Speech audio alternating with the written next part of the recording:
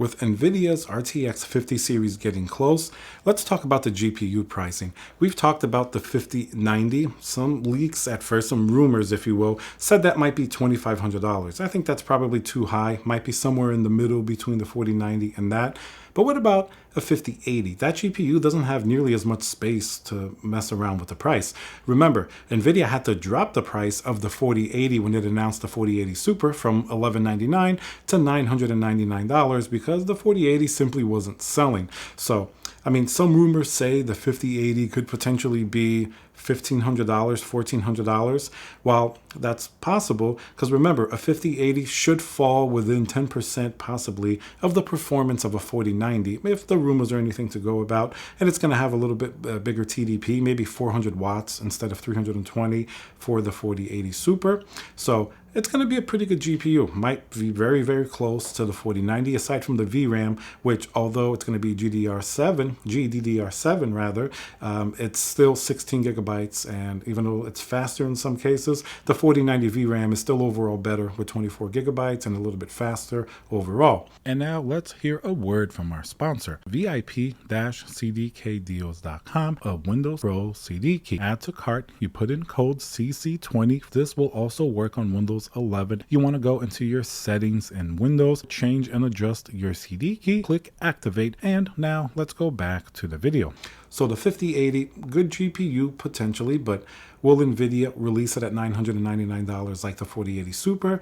That, I don't really think so. I think they may bring it back at $1,199. If I were to guess, that's going to be sort of like, the best case scenario here. $999 seems like very aggressive pricing, especially considering, the 4080 Super just came out, literally in the beginning of the year. So we have to see what happens with that. The performance doesn't really justify, I don't think, $1,400 to $1,500, even though we have seen $1,500 4080s like the Asus Strix, but those are third-party AIB models. So that means that if we see a $1,500 base MSRP 4080 or 5080 rather, then obviously you can see the AIB partners really, jump up the price considerably, maybe all the way up to $2,000. So that would be pretty insane. So $1,199 would be my guess. I think they go back to the pricing of the 4080, and they're going to sort of justify it by, better performance. It's probably going to be closer, better than a 4090 in a lot of cases. So they can definitely kind of justify that.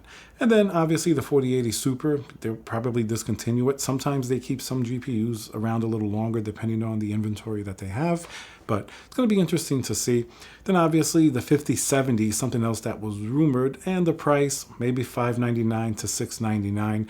Then it gets a little bit too close to something like a 5070 Ti eventually, for example, and it starts to really put a lot of pricing pressure there. And then it might make the older RTX 40 series a lot more attractive, because if you have to spend, over $1,200 for a 5080, for example, you may be able to find a 4090, which might perform pretty close on the used market for similar or even cheaper, maybe even like a 4080 Super at that point, maybe well under $1,000. So that's going to put a lot of focus also on the used market for the RTX 40 series, depending on how high the pricing of RTX 50 series is, and obviously how much better the performance is. We know the 5090 is going to be way out there with performance, 32 gigabytes of VRAM potentially. So that's going to be a very impressive GPU. And the 5080, if it falls a little better than the 4090, that's pretty interesting because that's an 80 series GPU, should be cheaper than the 4090.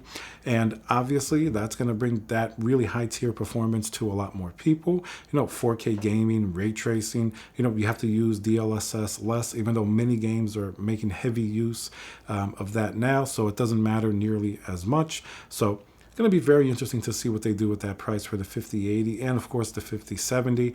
Hopefully they keep it the same as it is now. Obviously, I don't think it's going to be any cheaper. If they want to push the 5090 way over $2,000, I mean, that starts to go into a different segment, because that's not only the best gaming GPU, but it's also workstation. It's content creation. It does a lot of stuff. Not that the 5080 can't. It's just that the 5090 is the best at doing everything, pretty much, at least for a consumer level GPU, before we start talking about like a data center product or something like that. So interesting to see. Is it going to be $1,200, $1,000, 14 to 1,500 bucks for the 5080? I think it's going to be $1,200. That makes the most sense. Nvidia probably going to push the price a little bit to justify the better hardware or whatever it is that's going to come out in the 5080, and then that keeps everything else under it from last generation, like the 4090 and the 4080 Super. All right, guys, let me know what you think of the pricing of the 5080. Remember to subscribe, and I'll see you guys on the next video.